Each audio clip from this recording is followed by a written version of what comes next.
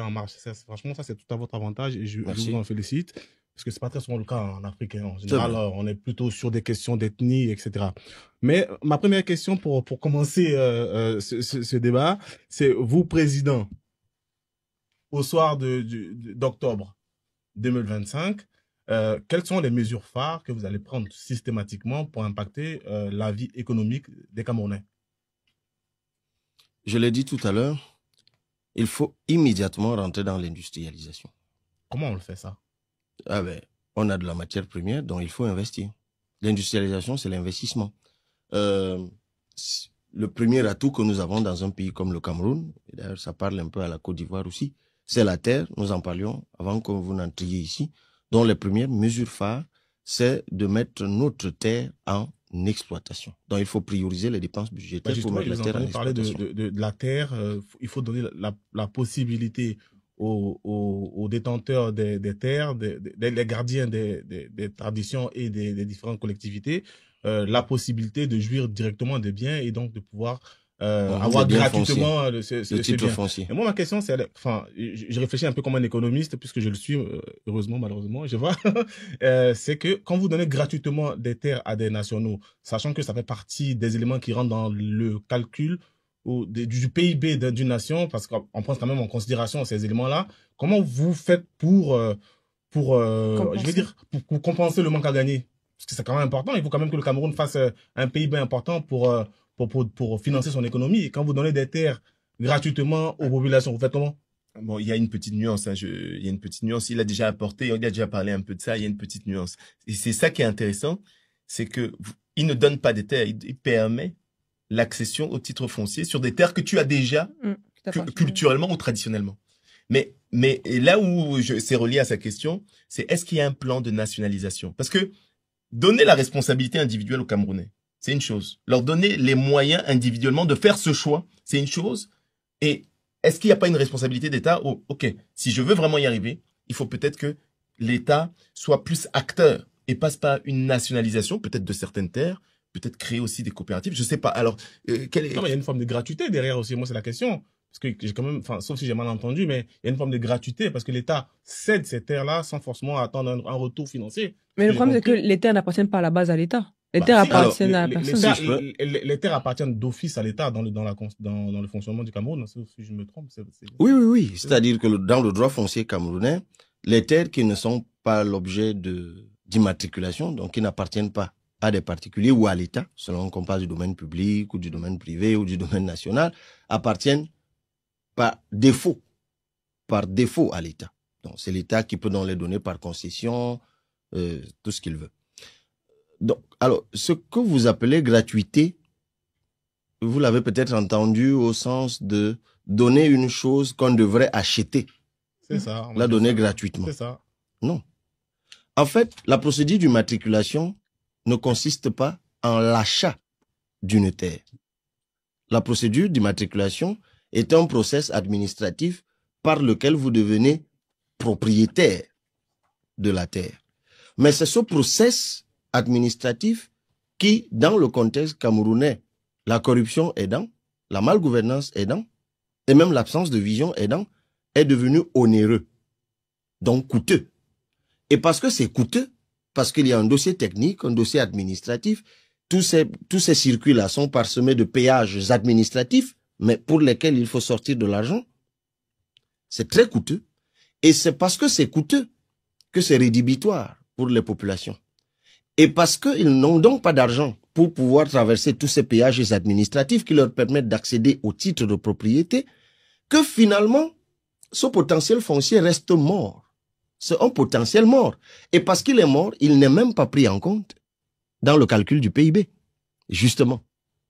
Parce que, et je parle sous votre contrôle, vous êtes économiste, le PIB, je le disais avant que vous n'entriez dans ce studio, c'est la prise en compte de la valeur ajoutée, de la richesse créée. Donc, un potentiel foncier qui est muet, mort, improductif, n'est pas pris en compte par le PIB, parce qu'il n'y a aucune valeur ajoutée. En revanche, si vous dispensez les populations de ce process administratif tortueux, onéreux, harassant, et tout ce que vous voulez. Est-ce qu'il faudrait pas partir, par exemple, vers une forme d'assainissement des procédures plutôt que de d'aller dans cette direction. Mais vous avez, tant mieux, vous avez trouvé le mot. C'est cet assainissement de procédure que j'appelle gratuité. C'est-à-dire que plutôt que de demander à quelqu'un de payer pour obtenir une chose qui lui appartient déjà, donnez-la lui. Parce qu'en plus d'école, vous lui avez donné le titre de propriété, c'est comme si vous réveillez le potentiel qui était mort, vous le ressuscitez. Et en ce moment, lui, il peut donc accéder par un financement privé, c'est-à-dire la banque, qui, comme on le dit souvent chez nous en Afrique, sont en surliquidité, nos banques, mais pour des raisons peut-être sur lesquelles nous allons revenir. Lui, la banque, elle ne veut qu'une garantie. Et le titre de propriété est l'une des meilleures garanties au monde, même ici. Parce que la banque, elle le garde. Elle vous donne de l'argent et en ce moment, l'économie tourne et le PIB augmente. Parce que l'argent que vous avez pris à la banque, que vous investissez désormais sur cette terre pour la transformer, génère donc de la valeur ajoutée qui augmente le PIB. D'accord. Justement, j'aimerais qu'on en vienne aussi sur la question de l'entrepreneuriat. Dans votre programme, vous évoquez vous insistez beaucoup, en tout cas, sur ce point de l'entrepreneuriat, notamment chez les jeunes. Concrètement, quelles seraient, en tout cas, vos premières mesures sur ce sujet-là, si vous êtes élu? Alors là, c'est vraiment quelque chose de simple. Non, c'est pas si simple, mais je crois que c'est pratique. Madame, vous verrez ceux qui s'intéresseront au 11e chapitre, les services. Et qui dit service aujourd'hui dans le monde dit Internet. Start-up. Donc, il y a beaucoup de jeunes qui ont une intelligence lumineuse qui leur permet de créer des solutions à des besoins qui existent et même par leur inventivité de créer des besoins qui n'existent pas. Parce que c'est ça les services. Parfois, on crée en vous un besoin que vous ne connaissiez pas ou que vous ne ressentiez pas, mais parce que la solution vous est présentée, vous sentez désormais le besoin d'accéder à cette solution. Donc c'est un faux besoin, n'est-ce pas? Non, un vrai besoin. Un vrai. Vous savez, jusqu'à ce que quelqu'un crée Uber, par exemple. Uber existait déjà au Cameroun? Non, j'ai dit jusqu'à ce que quelqu'un crée Uber tel qu'on voit ici, c'est-à-dire quelqu'un, moi j'ai toujours, puisqu'on en parle, j'ai toujours trouvé, maintenant c'est sous forme de Yango au Cameroun, NKJ, mais je crois en Côte d'Ivoire aussi, au Sénégal, c'est-à-dire j'ai toujours trouvé l'idée lumineuse. Voilà quelqu'un qui n'a pas de voiture, qui a créé une application, qui met en relation celui qui veut une voiture et celui qui a la voiture. Et lui, il gagne de l'argent pour ça. L'ubérisation.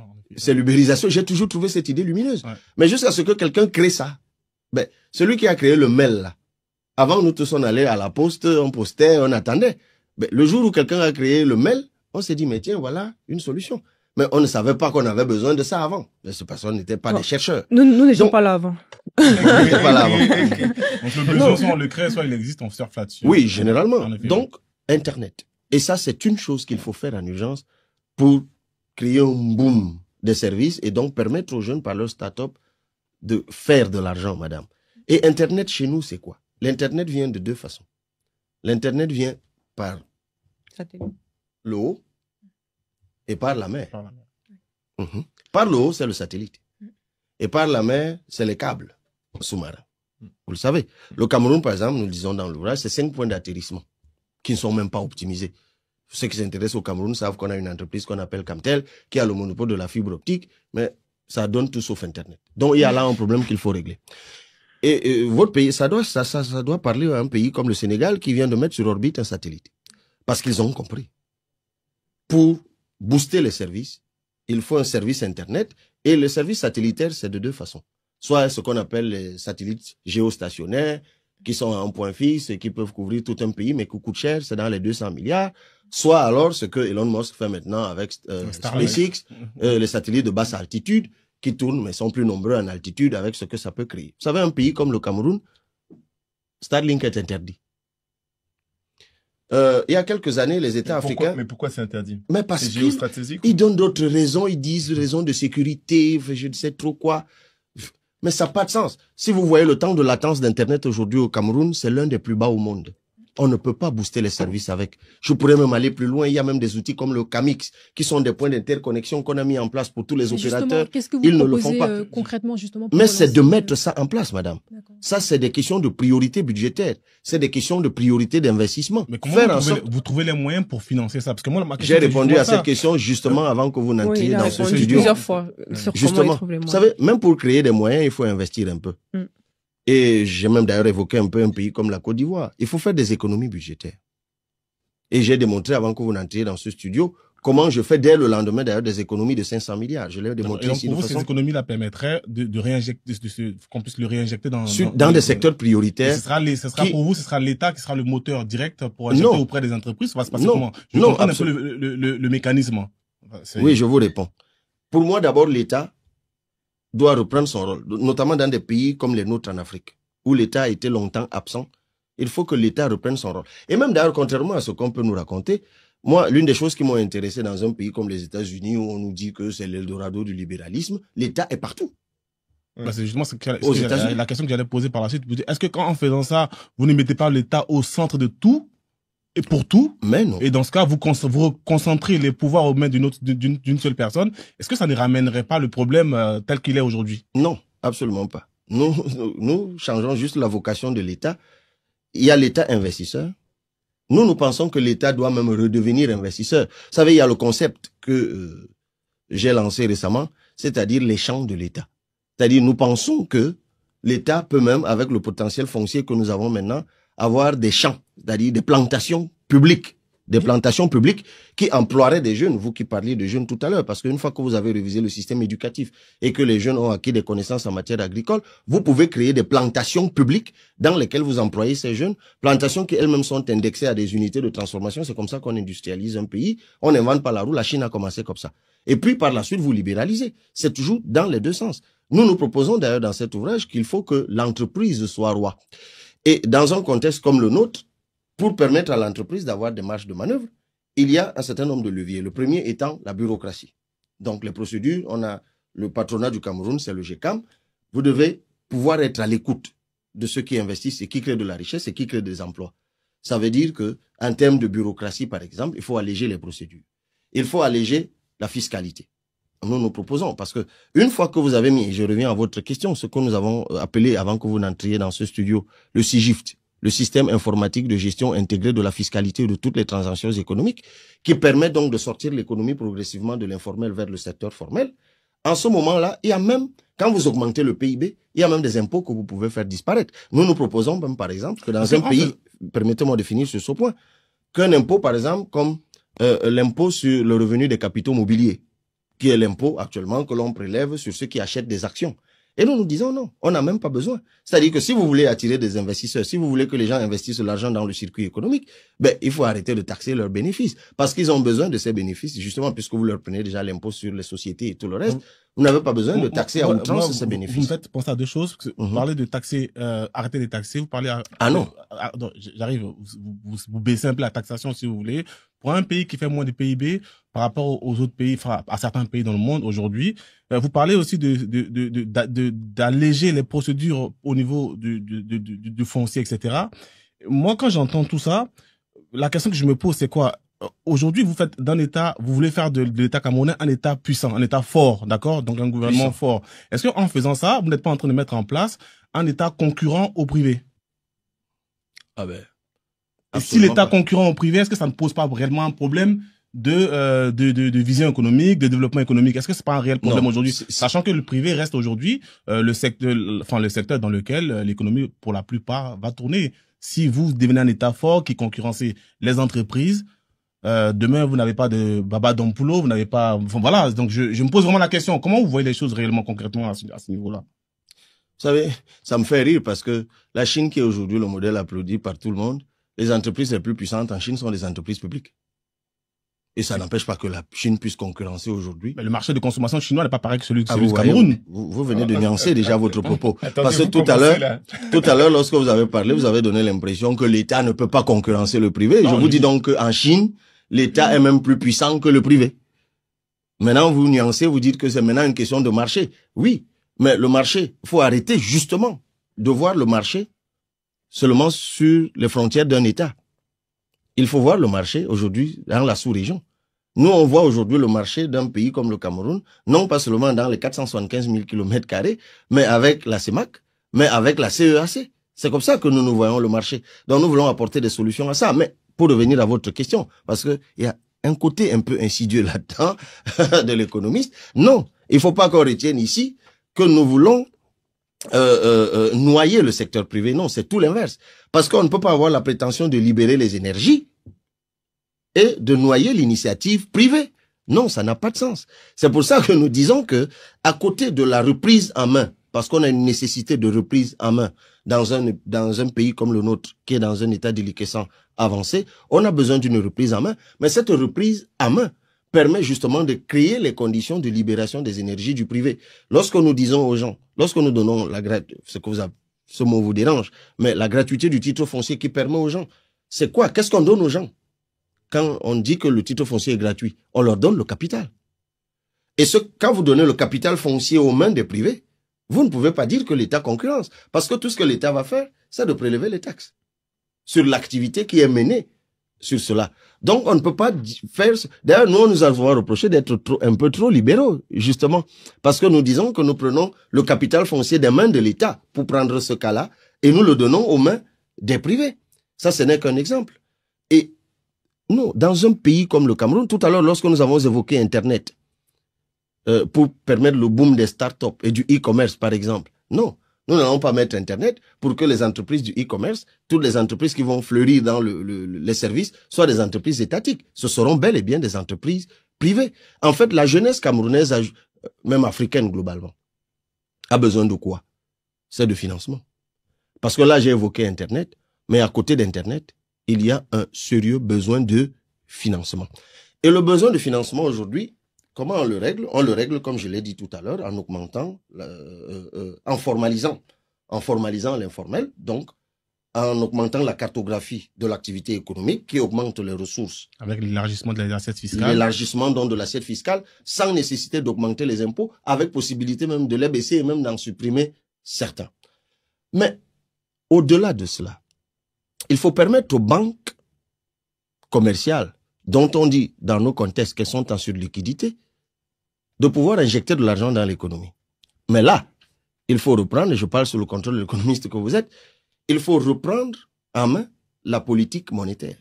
Ah, on y arrive. On va y arriver. Tu vois, on dirait qu'il suit notre plan, donc c'est super. C'est super. Parce qu'il J'allais a parlé de la revenir sur la question du franc CFA. Ah, on y est alors. Voilà. Alors, depuis quelques mois, hein, dans le débat sur l'avenir du franc CFA agite notamment la zone CEMAC. Alors à Yaoundé, lors du sommet de décembre dernier, des pistes ont été évoquées. Alors réforme profonde de la monnaie ou création d'une nouvelle monnaie. Comment est-ce que vous vous positionnez concrètement sur la question?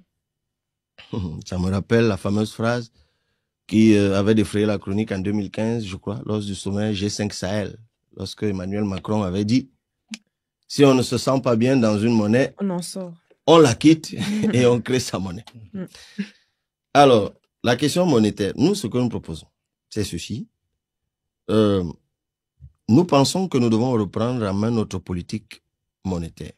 Parce que le plus important pour nous, dans la monnaie, c'est le contrôle du prix de la monnaie.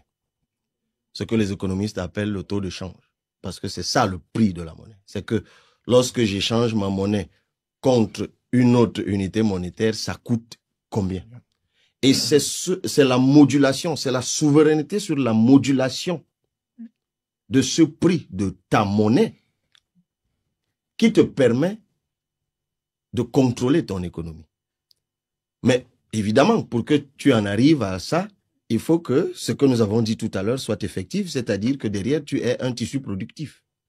Parce que dans cette affaire, on vend des choses, on achète des choses. Actuellement, on a une balance commerciale déficitaire, tout le monde le sait, parce que nous achetons plus que nous ne vendons.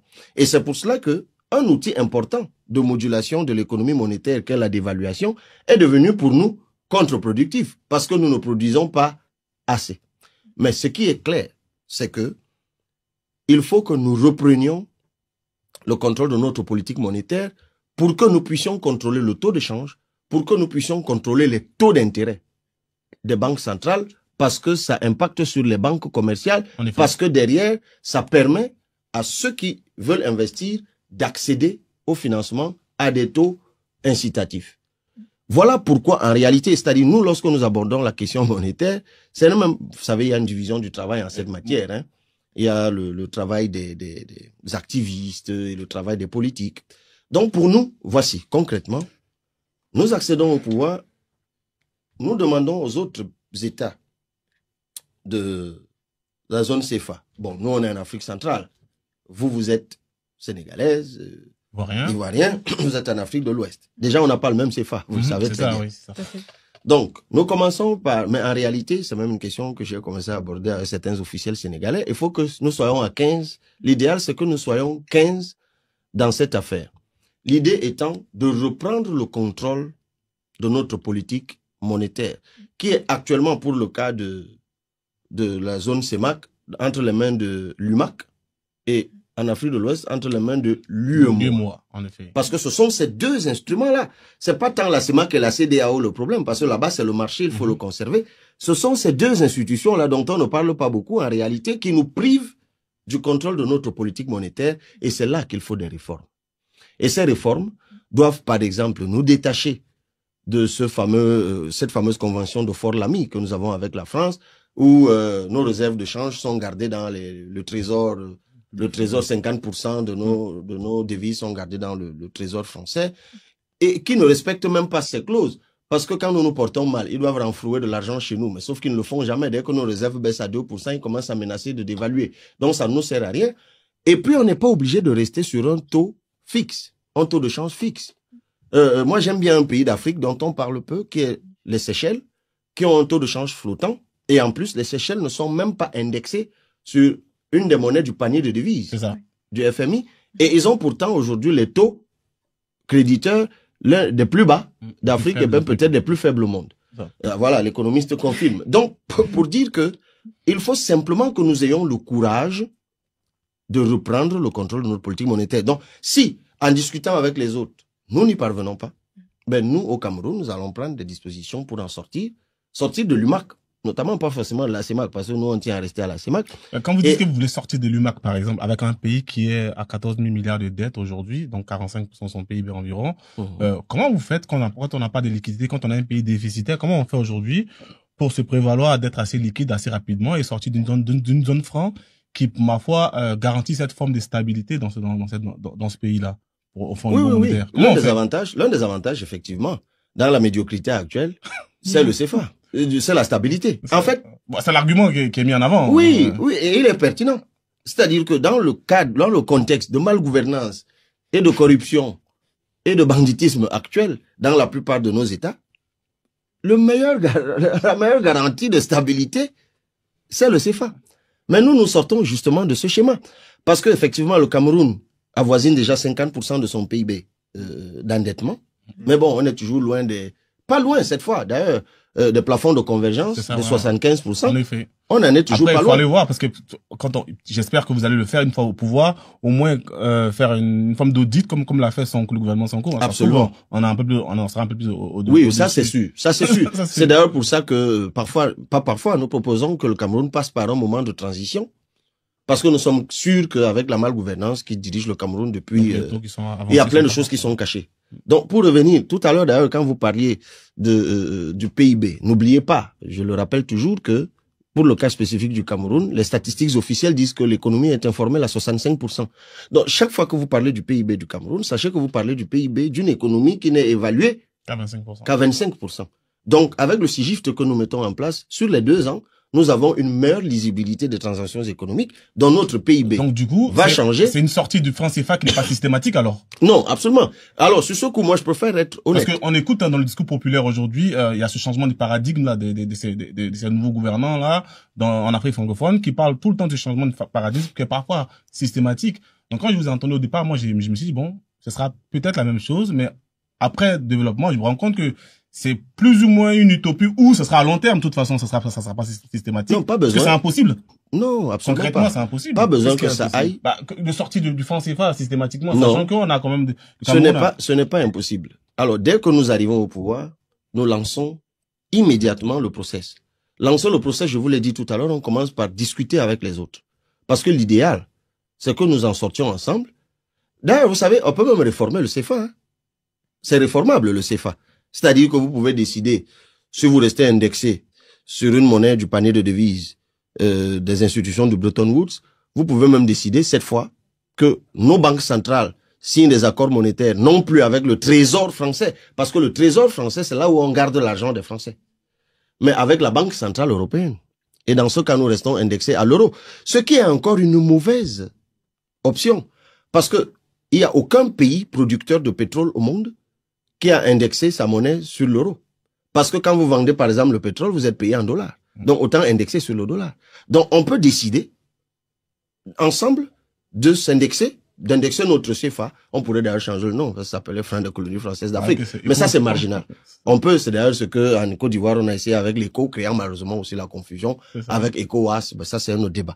Donc, on peut décider d'indexer cela sur le dollar ou sur l'euro en réduisant cette fois nos réserves de change. Là-bas, plutôt que ce soit 50%, on peut les baisser à 25%. Et puis, on peut reprendre le contrôle, comme nous l'avons dit tout à l'heure, en révisant simplement les causes de l'UMAC et de l'UEMOA, en reprenant le contrôle de notre politique monétaire. C'est ce qui est souhaitable. Hein. Il n'y aura pas de tremblement de terre. Mais si les autres, comme on le dit souvent, ils ont peur ou que sais-je encore, ils sont dans des alliances compliquées, nous sommes donc obligés d'engager le Cameroun dans la voie de la souveraineté. Et c'est par étapes, évidemment. Parce que derrière, ne l'oublions pas, il faut déjà des réformes de gouvernance qui doivent être faites. Parce qu'une fois que vous avez une banque centrale qui contrôle votre monnaie, il faut surtout éviter, sinon vous tombez dans les déficits abyssaux desquels vous ne sortez plus s'il n'y a pas de bonne gouvernance. De deux, il faut un tissu productif. Il faut que vous deveniez productif. C'est pour ça que je vous ai répondu tout à l'heure. Industrialisation, production agricole outrancière et entrer en transformation, ça ne demande pas la construction de je ne sais quoi. Simplement, si vous résolvez même le problème déjà de la suffisance alimentaire, vous voyez les économies que vous faites sur la balance commerciale. Ça fait des fonds en plus que vous investissez dans votre économie et qui assurent la soutenabilité de votre monnaie. Donc, c'est pas une affaire utopique. C'est une affaire, si vous êtes obligé d'y aller tout seul, ça vous prend 3-4 ans. Vous en êtes sorti. Hein. Et si on peut rebondir sur le mot que vous avez dit tout à l'heure, c'est des alliances compliquées. Par alliance, souvent on entend France-Afrique. C'est ça. Est-ce que vous pensez que la France-Afrique, c'est un système qui est mort ou qui finalement subsiste? Est-ce qu'au Cameroun, on a un système aussi? Alors, je vais vous dire la vérité, je n'en ai rien à cirer. C'est-à-dire, je parle du Cameroun, je réfléchis pour le Cameroun, et j'imagine d'ailleurs que la France parle pour la France aussi. Et réfléchit pour la France. Moi, c'est le Cameroun qui m'intéresse. Donc, je sais qu'il y a une génération passéiste dans notre continent qui s'était engluée dans ces petits arrangements qui eux-mêmes venaient des arrangements de 1959 à la veille des indépendances dans des accords coloniaux, enfin militaires coloniaux. Et puis beaucoup d'entre eux ont été, pour plusieurs raisons, à la remorque d'un certain nombre de puissances. Vous savez, la nouvelle génération d'hommes politiques que j'ai l'humilité d'incarner, moi je suis made in Cameroun, né au Cameroun, made in Cameroun, je réfléchis Cameroun, je pense Cameroun. Donc je suis à peu près comme ceux qui se battaient pour les indépendances de nos pays, c'est-à-dire c'était des made in Cameroun, sous réserve de quelques aides qu'ils ont pu recevoir. Vous êtes pour une rupture. C'est le manifeste de la rupture que nous avons écrit. Une rupture avec l'ancien colonisateur. J'aime toujours revenir au président sénégalais et je dis toujours aux gens, allez sur Google, tapez Diomaye Faye. Vous avez l'une des biographies les plus courtes d'un chef d'État. On vous dit où il a fait ses études primaires, où il a fait le secondaire, où il a fait l'université, il est allé à l'ENA de Dakar, il en est sorti, on l'a envoyé fonctionnaire quelque part, et puis on l'a revoqué, on l'a jeté en prison, il est devenu président. Ça fait maximum 10 lignes. Donc ça nous sort un peu aussi de l'illusion, du profil stagiaire, quoi. C'est-à-dire, il semble qu'il y a un stage pour devenir chef d'État. Il faut que vous ayez d'abord été ancien ministre de ci, DG de ça, haut fonctionnaire de ci, au FMI, pour qu'on pense que vous soyez qualifié. C'est ça que j'appelais, madame, l'impuissance apprise. Parce que justement, tout ça là, partout où ils passent là, en fait, ils nous reviennent complètement à l'envers. et ne pensent plus leur pays, mais pensent autre chose. Mais dans ce cas-là, on revient à ce que j'ai dit. Mais je ne suis pas en train de dire que ceux qui sont allés ailleurs ne sont pas qualifiés, ne sont pas bons. Mais comment, dans le même temps, on peut avoir appris la politique chez les Français, on peut être d'une nationalité à la fois camerounaise et française et devenir président du Cameroun. Ce serait repartir pour moi dans ce qu'on a déjà aujourd'hui. Non, mais vous savez que même ici, il y a toujours deux profils. Il y a ceux qui n'acceptent pas de se laisser assimiler et ceux qui se laissent assimiler. Et comment est-ce qu'on fait pour déterminer dans un pays comme le Cameroun? Vous savez, tout le monde connaît Oumyobé. Oui. Vous savez qui a formé Oumyobé? Non. Gaston Donat, qui était un communiste, qui, puni ici en France, a été envoyé en punition en Afrique. Et il est arrivé là-bas, il a formé des syndicalistes, dont Oumyobé, qui va devenir l'une des figures les plus emblématiques du Cameroun. Je vais vous parler de l'histoire de quelqu'un comme Maurice Lalaurie, qui a failli être lynché. Il y a un ouvrage très intéressant, si vous vous intéressez, qui a été écrit par Deltombe et Tatitsa, Cameroun, C'est un ouvrage dont on a beaucoup parlé ces dernières années. Lisez cet ouvrage, c'est de là que j'ai tiré ces anecdotes-là, qui a failli être lynché par ses compatriotes français parce qu'il avait pris la défense des Camerounais. Donc, il faut savoir que il n'y a pas de problème en soi à être en France, à apprendre en France.